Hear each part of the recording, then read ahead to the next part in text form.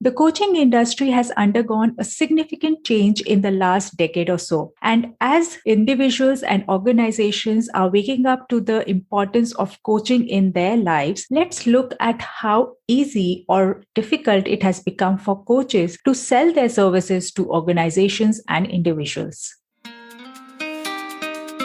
Fall in love with selling as you acquire the right mindset, selling style, and sales process that helps you take your business solution to more prospects, potential clients, and the world at large. If you are a women entrepreneur who is looking to get more sales, scale, and sustainability in your business, you have reached the right place. I'm Roshni Baronia, your host for the show Ace the Sales, which is all about helping you bring your authentic and influential self to each sales conversation.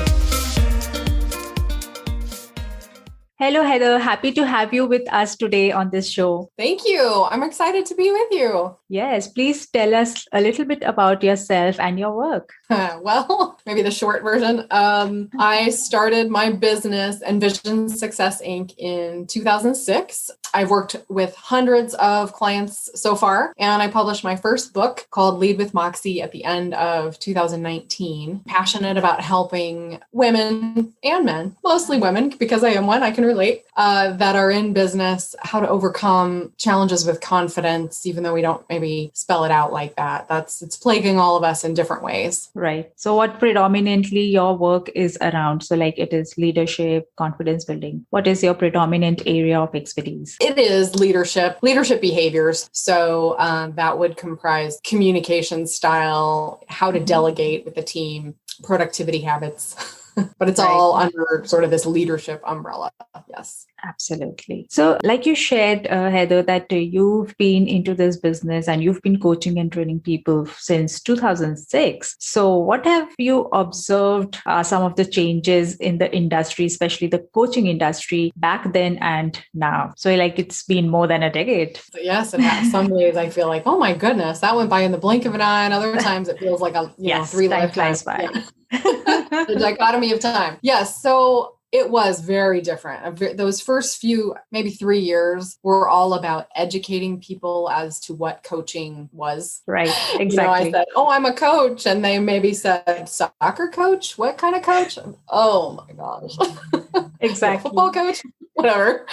No, business coach, success coach. And some people, more senior leadership in larger organizations, were familiar with executive coaching, business coaching, but those weren't the people that I was having most of the conversations with. So it was this whole process of educating people as to the benefits and what it looked like. And then, then the 2008, we had this large financial situation that hit, and things, people started looking more seriously at what they were doing, the habits that were contributing to their success or failure, the trends in their business. And I did quite well through that period because the right people, the ones who wanted to invest in their future success, were looking for new opportunities to do better, to grow and develop. And so since then, I say I'm lucky, but really it's a lot of referrals. It's a lot of that whole process. So for me, I'm not out there having to explain what I do like I used to. And really 90% of my business is from referrals. So people say, oh, I got these great results and this is the person who helped me. Or people are asking each other, hey, do you know a good coach? Because I'm thinking about doing that. So that is a huge difference, a huge positive difference. I've also noticed a negative difference in that there are, a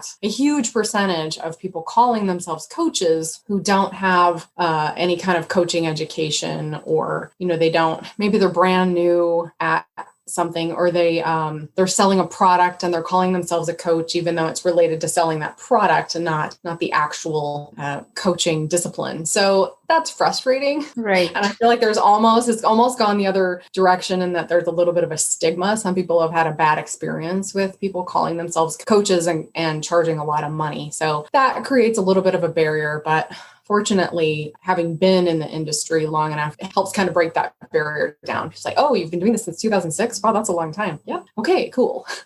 Right. Rightly said. So, like you've shared a little bit about the early part of the industry where you had to educate people as to what coaching actually is. But now people have realized the importance of it and now are seeking it themselves. So that's a huge change that you have highlighted. So how easy or difficult it has become for an individual as a coach herself to now make use of this new opportunity? Because like you said that now there is some cluttering also. Yeah. So there's a bit of cluttering in the marketplace. Yes. So how easy or difficult it has become because for the coach herself to now go out there and sell her services or the transformation they are trying to bring in their clients' lives? Oh boy, there's a whole host of thoughts flying around in my head. Fill it out. Yeah, just blah, here it comes. There are a few things. I think one is the approach, the attitude, right? Is huge. And I address this in my book because I I'll tell you a little tiny bit about the book, and then I'll come back to the topic. Mm-hmm. So I interviewed 111 women running businesses on which skills and behaviors it takes to be successful in business. And through those conversations, which were amazing, by the way. So again, the book is called Lead With Moxie for good reason. Right. One of the topics of conversation, one of the themes, the 15 themes in the book is selling or business development. So, I mean, we talked about the challenges of selling. So I can bring not only my own personal challenges and working with clients, but also this body of interviews that I did and the things that they told me. So the attitude, the approach that we bring to the table when we're selling is paramount. We think, oh, if I just follow this process, or if I get in the right mood and I just make the calls and I check the boxes on my Excel sheet and I just, do all that, it's just magically going to come. But there's so much more to it, as you know. Following a process is important, and I do highly recommend it. But I would say even before that, and we don't have to find the perfect process, by the way, or the perfect spreadsheets or the perfect CRM. Oh my gosh. You can do it with paper. It doesn't have to be this perfect system. But the number one thing is the mindset. This is something that I realized for me and for all these conversations I've had especially with women, but also with men, is that we get in our own heads. We pile on all the reasons why we're not worthy of the sale, and then we're desperate to make a sale, to get the money. We have the money in our mind when we go to make the call or we sit down in the sales conversation, and then we don't say the right things. We don't bring the right energy to the table. I think that's one of the number one things. I could talk about that for days, probably. And then, I mean, there are so many other things, but for coaches specifically, I think it's partly where spending your time. Who are you spending your time with? And I've seen a real trend toward people saying, oh, you have to join all these Facebook groups for women in business or whoever your target market is. Join all these Facebook groups and be on there. You have to be active every day. You have to be contributing, and eventually, you'll build the relationships and then it'll pay off in sales. And of course, that's not a lie, but I think it's the way people go about it and the amount of energy and time that they spend doing it. There's a bit of a miss. They could spend 10 hours a day all over social media and get no sales from this process, and they get disheartened. So I think there are a lot of coaches out there thinking that that's the way to build a business. So what's the way that you suggest, or what's the way that has worked for you? I think it's pick a place where you're comfortable hanging out. So if that is social media, that's fine, but be realistic about it too, right? I mean, It's harder to build relationships. People are a little bit skeptical and the conversations are a little bit different. They're wary of all these people saying, oh, I'm a coach, I can help you. Recently I was on a Facebook page or group page and there was a comment. Someone was looking for a podcast guest and they're like, oh, does anyone know anyone who could be a guest on my podcast? And there were 300 and something comments. And I scrolled quickly through because, of course, my first thought was, oh, well, I could be a guest on your podcast. Well, there were like 300 and something comments that said, oh, I'd be a good guest because of this. I'd be a good guest because of this. And this woman was inundated with responses. Yeah. So how is she then going to how will she now pick and find the find the right fit. guest. Well, maybe that wasn't the right group to ask that question, because as I looked at some of the members, many of them were newer in business, and they're getting on and they're trying to get started, just putting themselves out there everywhere. Right. So one of the things that I did initially was I went to networking events. And of course, with the virus, things are a little bit different. But I would say that building local relationships always works. So being on committees and boards, or serving your community and making connections with the people that you want to be around. So it can't only be for business, right? Because that doesn't really work. I mean, it has to be something you're passionate about or interested in, or at least you feel good about. I'm going to spend time doing this, and I really hope that it does end up in business, but there might not be a direct correlation. So it is always about building relationships. So some sort of network and community service, I think, tend to really pay off and be enjoyable. But there's a ratio, too much networking there were a couple of years there where I was involved with the chamber and probably 6 different networking groups. And I was drinking more alcohol than I was in college. And I said, what the heck? This is crazy. These business people can really drink, and, golf outings. And it was just a lot of social stuff. And it wasn't necessarily paying off for the business relationships. So it's a combination of getting your butt out there, being visible, and talking about your business, but not being too pushy where people back away and don't want to serve with you. So it naturally comes up as you're meeting people and you're out there in the community. So what do you do? Oh, what do you do? And then to be able to just take it one more notch. Hey, who I'm really looking to connect with is whoever, right? To be able to ask for what we want is priceless. So I joined an international organization called BNI, Business Network International, if you're familiar with them. Yes. Or I was in that group for 7 years. I even served in leadership, and I did training of new members and president or chapter presidents.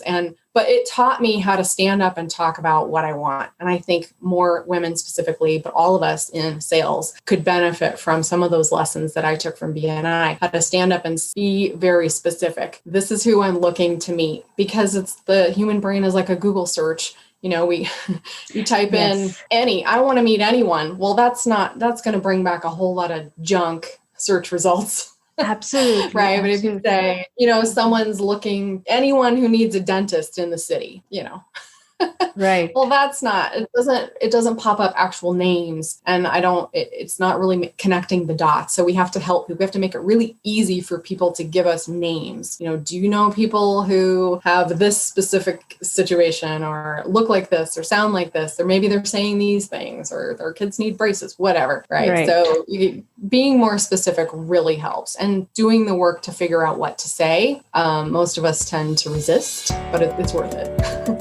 Do you often face feast and famine cycles in your business? Do you set lofty income goals but don't know how to achieve them? Then this is the time for you to wear the CEO hat and take charge of your sales with the Personal Sales Planner. This sales planner is an all-in-one tool for solopreneurs like yourself to help you manage and grow your sales every single quarter. From mindset and motivation to strategy and implementation, tracking and monitoring to review and reflection. Everything that you need to crush your sales targets and meet your income goals is within this 90-day planner. So grab one for yourself from the link given in show notes at bit.ly/PSP-37. This is the best way for you to bring in predictable revenue growth in your business. So grab your planner from bit.ly/PSP-37. The link is given in show notes. Absolutely, because most of the people love to beat around the bush and try not to make themselves vulnerable, because standing out there and asking and being specific cause a huge amount of vulnerability, and not everyone is ready for that. So yes, it's hard. So yes, of course, platforms, networking platforms, and like BNI, you said, one of the platforms that you've joined. So of course, it has chapters here in India as well, where I am located. Although I am not a part of BNI, I have never been, because like you said, networking platforms. So there are different ways to network as well. So somehow that particular platform didn't gel with the kind of networking I do. But still, I loved going to events. I love meeting people and connecting with people. And that's why, of course, most of our businesses, service-based businesses especially, thrive on referrals and networking and people connect. So yes, that's a great thing that you highlighted, that networking is one of the foundational pieces to build your business. Not social media is for everyone, but yes, connecting to people one-on-one. What else has worked for you as a best practice in selling when you are having that one-to-one conversation with your prospect or the potential client that you are sitting in front with and having that conversation? Excellent question. Yes, I have to come back to that mindset. So something that I work on with clients who are in, or even in that leadership communication, all types of communication, it's this energy that we bring with us to the conversation that makes such a difference. So it's whatever attitude, whatever thoughts, worries, gratitude is in your mind as you're walking into that meeting or as you're, popping on Zoom or whatever it is, really colors the words you use, the expectation that you portray with that other person or if it's in a meeting with a bunch of people. It's that energy that you bring to the table. So, it sounds a little spiritual or woo-woo, but I don't care. It is, I'm sure 10 years ago, I was probably like, oh, okay, but I totally get it now. I have done a lot of the hard work to overcome the fears of selling, of putting myself out there. And I don't know that it's ever 100% gone. Stuff still pops up, it's like, yes. I don't feel perfect by any stretch. There are days when I'm like, this is a struggle. What's going on? And then other days it's just fun and easy. And the difference is what's in my mind. If I'm focusing on my struggles, if I have a huge bill due and I haven't signed up a new client in a while or whatever, I'm just a situation that a lot of people could relate to, then maybe that's in the back of my mind and it's changing how I talk with that sales prospect, that potential for business, instead of being, this is obviously what I recommend more, is being so grateful for the opportunity to serve them. So it's to bring an attitude of gratitude and service to the table and to be able to, it's like, I don't know, I always liken this to buying a car or maybe a house. You have to be ready to walk away. If you're going to get the best deal on a car, you can't show them that you're emotionally invested or that you're desperate to get that car. It's not going to go well for you. Right. So it's similar, a little different, but similar.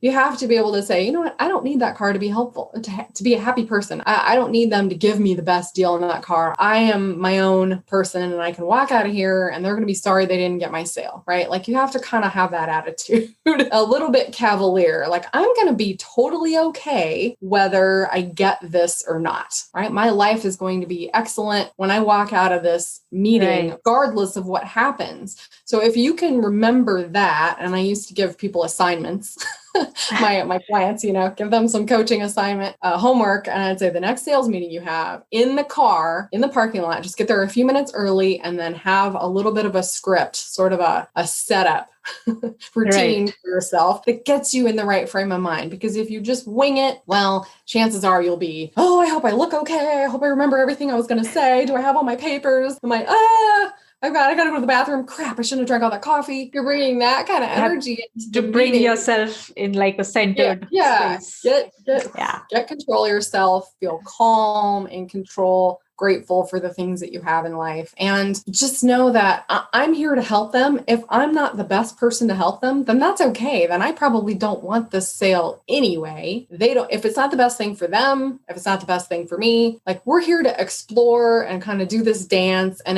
if it's meant to be, it's going to be great. And if I walk out of here and I don't have the sale or I still don't have an answer, then that's okay. I'm just going to keep going.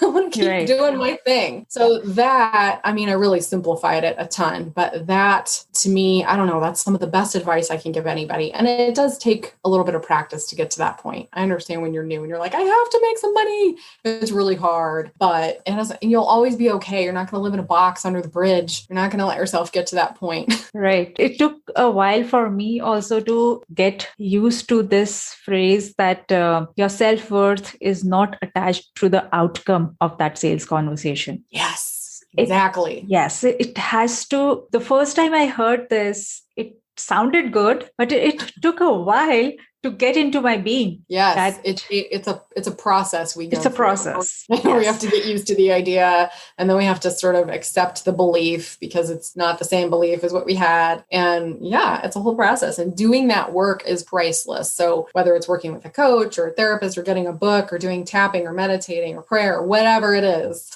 Right. It is absolutely a thing. And now, because I'm much more experienced and relaxed about things, I find when I use the same technique that I do for speaking, like for keynote engagements. I saw that you're a TED Talk pro, you're a pro. So before I go into a situation where I'm on stage and I just sort of do this prayer meditation combo that says, let me be who they need me to be today. Let me be a conduit or a vessel for whatever they need. And I would find myself saying things that I normally would never share on stage or in a sales meeting or whatever. And I would just be like, oh, well, that was kind of interesting. But those were the most fruitful conversations or presentations. That's so true. That happens. Yeah. Yes. People would find me afterwards or write me a handwritten thank you card and mail it, or the sales. I went in thinking, oh, I'm going to work with them for 3 months. And then we have this project and they're like, we want to hire you for this 5-year deal now, like, wow, that's amazing.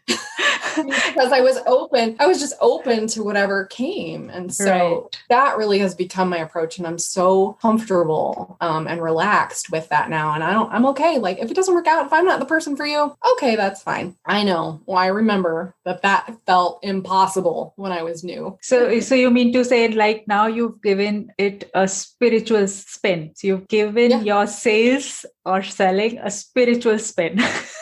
Yes, I absolutely have. And I don't think I've articulated that. So we just said it out loud. That is actually true for me. Awesome. Yeah, that's true. The universe will provide. I mean, I'm not going to get too worried about this one. I'm not going to get so attached to this one sales conversation. That's too much pressure on them and on me too, right? And when we have that weird pressure, like people can't quite put their finger on it, but there's something they're like, I don't know. Said all the right things. She looked really professional. She has a great, she's credible, but there's just something, I don't know. I didn't like her. Right? Like you don't want to put yourself in that position. So just be comfortable with yourself and know that everything's going to be fine. Yes. That's my advice. Yes. Awesome. I think that's the perfect piece of advice. Actually, many women out there need to hear, because they attach so much of significance to how much they are being paid, or if they are getting a yes from the client that they are talking to for business. And even one no will send them down the rabbit hole of like imposter syndrome and I'm not good enough, or I'm not worth it kind of a thing. But yes, that is just one single no. No means next opportunity. Move on. Yeah, it's so true. Yeah, you can't see how vehemently I'm nodding. I'm like, yes, totally. Yeah. And so I don't know. I know when you're when you're new or you're struggling a little bit, you don't feel that confident. It's difficult to put yourself in a position of feeling really confident. But that's the thing. You have to be able to find what works for you. So, the positive self-talk, meditation, prayer, whatever it is, remember, you are a divine being, just like all the rest of it. You think these other people deserve this amazing success. Well, so do you, right? I mean, if you think your children deserve a ton of success, or these other people that you love, well, that means you also deserve success. You are worthy of making that sale. So bring that beautiful energy into the conversation and everything will flow better. Absolutely. That's so beautifully said. Okay. That was a great conversation, Heather. Any last piece of advice or words that you want to share with the listeners? I don't know. No. I guess I could go on, but I think you got the message. So yes. Any last quotation from your book you want to mention? Or oh, that's a great idea. Let me see. This book was so much fun. Let me turn to the chapter on selling. See if I can give you a nice takeaway here. I think the chapter starts, the very first words of the chapter, can we talk dirty? Okay. So, because sell is like this dirty word to so many people, especially women. And it's all about the worthiness inside. But you deserve to be paid for your efforts, right? You got to clear out the head trash. That's a good one. You have to clear out the head trash. Clear out the head trash. Yeah. There are so many things. Sales conversations should be as simple as, this is what I'm great at. This is the value it brings. This is what it costs. Then that's it, right? Yes. But no, we put that's so important. This is what it costs. That's the place, that's the line where people get hung up on. Decide your price and just state it. Don't make it. Just state it. This is what it costs. I mean, Listen, I'm not perfect at this either. Even I picked up a couple new clients recently, and one of them had absolutely no idea what kind of fees we were talking about. And as I stated them, I could see her eyes, go a little crazy. And I thought, right, maybe I should give her a discount. All these old self-worth. Oh, I'm not worthy. What if I'm not good enough? All this crap started, kind of coming out a little bit. And I was like, no. It's fine. She'll find a way to work with me. When we give too deep a discounts, people don't take it seriously. Yes. So yeah. And it's all working out fine. Yes. Awesome. She's still working with me. There you go. Final words. Good for you. So great. Heather, it was lovely talking to you. And thanks so much for being on this show today with me. Thank you. This was delightful. Thank you for connecting with me and giving me this opportunity. Thank you so much. Yeah, this has been great. Thank you. Thank you so much for joining us today for this episode. I'm sure you were able to find some key learnings and takeaways from today's episode, which will help you grow your business to the next level. And if that's the case, make sure that you share this episode with 2 of your business buddies, because you never know that they might also find some insight which will help them in their business. Knowledge, after all, grows by sharing it further, right? So do share it with 2 of your business buddies. Also, if you like Ace the Sales podcast, consider sharing 5-star review and rating on Apple iTunes, because that will help us take the podcast to many more women just like yourself who are looking to find sales success in their business. Also, it will mean the world to us, especially myself and my team who are putting loads of efforts to bring this podcast to you. And lastly, remember to connect with me on Instagram at Roshni_Baronia, because I would love to know more about you, your business, and what is it that you need help with when it comes to selling. So connect with me on Instagram, leave a review, and share the podcast with 2 of your business buddies. I will meet you next Thursday. Stay tuned and stay safe and happy selling.